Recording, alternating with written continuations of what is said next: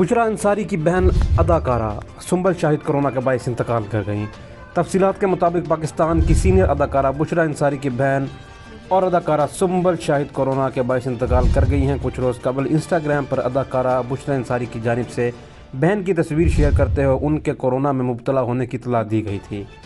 بشری انصاری نے اپنی پوسٹ میں لکھا تھا کہ میری پیاری بہن سنبل شاہد ان دونوں کورونا وائرس کے خلاف جنگ لڑ رہی ہے۔ انہوں نے مداحوں سے اپیل کی تھی کہ وہ ان کے بہن کی جلد صحت یابی کے لیے دعا کریں۔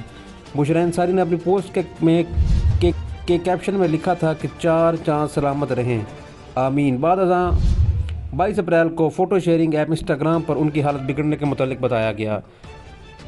اپنی پوسٹ میں لکھا کہ میری پیاری باجی وینٹیلیٹر پر ہیں، برائے مہربانی ان کی صحت یابی کے لیے دعا کریں۔ اداکارہ اسما عباس نے انسٹاگرام پر شیئر کی گئی پوسٹ میں سنبل شاہد کی تصویر بھی شیئر کی تھی۔